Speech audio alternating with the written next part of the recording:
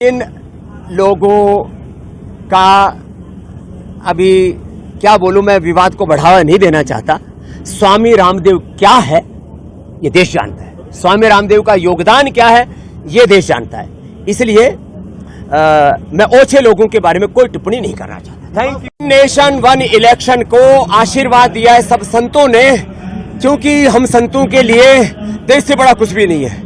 माता भूमि पुत्र हम पृथिव्याः जननी जन्मभूमि स्वर्गादपि गरीयसी के हम उपासक हैं। वन नेशन वन इलेक्शन से शिक्षा तंत्र में भी सुधार होगा, क्योंकि 6 महीने साल भर में इलेक्शन ही चलते रहते हैं, उससे और विकास योजनाएं भी बाधित होती हैं। तो वन नेशन वन इलेक्शन का होने से हमारे जो गुरुजन जो लगभग उनका 30% समय तो चुनाव कराने में लग जाता है, तो बच्चों को पढ़ाएंगे, देश आगे बढ़ेगा।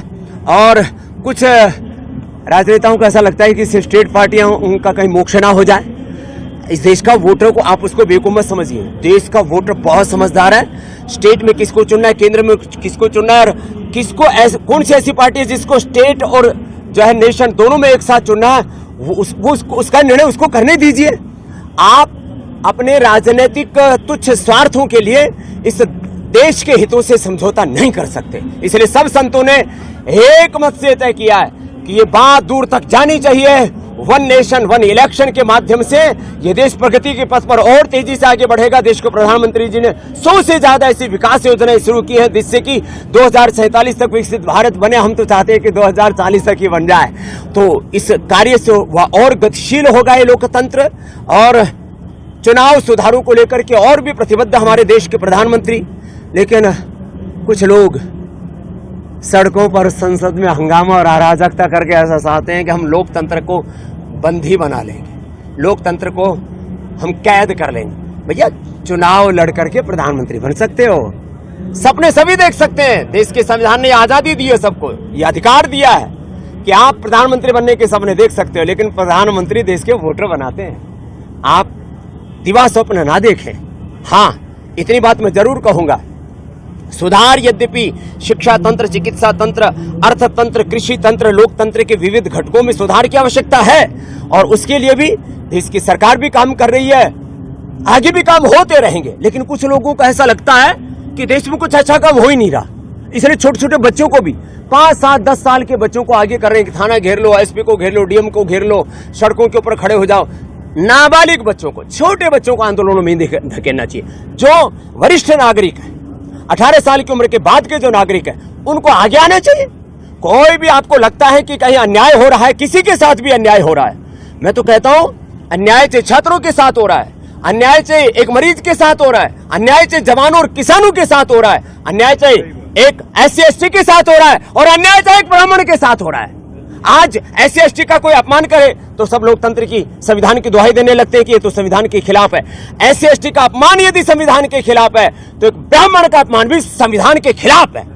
कुछ लोग ब्राह्मणों को गाली देने में लगे कि देश में तो लोकतंत्र चल ही नहीं रहा, ब्राह्मण तंत्र चल रहा है, बढ़िया तंत्र चल रहा है। ऐसी बातें बोलना भी ये संविधान और देश के लोकतंत्र के खिलाफ है, और ऐसा नहीं होना चाहिए। न तो SC ST को गाली दो, न क्षत्रिय को, न वैश्य को, न शूद्र को, न ब्राह्मण को, और न सन्यासी को। सन्यासी को गाली देना आजकल एक नया फैशन हो गया, और आपस में समाज में ऐसे भेद की दीवारें खड़ी कर दी हैं, एक दूसरे को एक दूसरे के साथ लड़ाना चाहते हैं। ऐसा नहीं होने देंगे हमने ठाना है कि हम भारत को दुनिया का श्रेष्ठतम देश बनाएंगे, भारत की करेंसी को दुनिया की श्रेष्ठतम करेंसी, भारत की शिक्षा चिकित्सा व्यवस्था को दुनिया की श्रेष्ठतम शिक्षा चिकित्सा व्यवस्था। इसलिए मैंने कहा one nation one election, one nation one education system. Dhami ji ने अच्छा किया, यहाँ पर समान नागरिक संहिता यहाँ पर लागू करवाई, मदरसा बोर्ड बंद कराया, एक जैसी शिक्षा, एक जैसी चिकित्सा, एक जैसे संवैधानिक अधिकार देश के सब नागरिकों के हैं। इस दिशा में बड़ा कार्य हुआ, तो ऐसे कार्यों की अनुशंसा होनी चाहिए। और मैं कह रहा था, जब देश आगे बढ़ेगा तो देश की करेंसी दुनिया की श्रेष्ठतम करेंसी होगी। भारत का पासपोर्ट इतना मजबूत होगा कि हमें 150 देशों 200 में जाने के लिए वीजा लेने की जरूरत नहीं पड़ेगी। ऐसा देश हम सबको मिलकर के बनाना पड़ेगा। तो मैं अपेक्षा करता हूं कि जो भी भारत से प्रेम करते हैं वो इस विषय का विरोध नहीं कर सकते। एक बात वंदे मातरम के भी संदर्भ में मैं भी बोल रहा था, कुछ लोग संस्कृत पढ़े नहीं है, वो कहते हैं ये वंदे मातरम में तो कोई दुर्गा की कोई और किसी मंदिर की कोई मठ की पूजा कर रहा है। हम भारत माता को ही कह रहे, वही दुर्गा है, वही लक्ष्मी है, वही हमारे लिए धर्म है, वही विद्या है, वही हमारा मंदिर है, वही हमारे 10 प्रहारों को धारण करने वाली है, वही हमारे लिए अप्रतिम है, वही हमारी इष्ट है, अभिष्ट है। तो जो लोग इस वंदे मातरम में देवी देवता मठ मंदिर इसको देख रहे हैं, मुझे लगता है वो संस्कृत से और संस्कृति से अनभिज्ञ हैं। उनको थोड़ी संस्कृत पढ़ लेनी चाहिए और थोड़ा उनको बोध होना चाहिए कि हमने भारत माता को सारी उपमाएं देगी। हम मेरा मठ, मेरा मंदिर, मेरी पूजा, मेरा कर्तव्य, मेरा मंतव्य, मेरा गंतव्य, मेरा धर्म, मेरा सर्वस्व मेरी भारत माता है। ये वंदे मातरम का अर्थ है। अब उसको लोग ना समझ करके, अरे भारत मेरी विद्या है, तुम ही धर्म, तुम ही हृदय, तुम ही मर्म, तुम्हार प्रतिमा घड़ी मंदिर है, तो सब कुछ जब हमारी वाणी विद्या दायिनी माँ तुम ही हो, तो हमने वहां कोई सरस्वती की उपासना नहीं की, कोई दुर्गा की उपासना नहीं की है। जो ये कहते हैं अबला के नु माँ, ये तो बोले, अरे कौन कहता है माँ तुम अबला हो? तो माँ की उपासना को मठ मंदिरों से, देवी देवताओं से जोड़ करके फिर ये कहना कि ये तो इस धर्मी संस्कृति के विरोध में, ये सब बौद्धिक दिवालियापन है, ये ठीक नहीं है।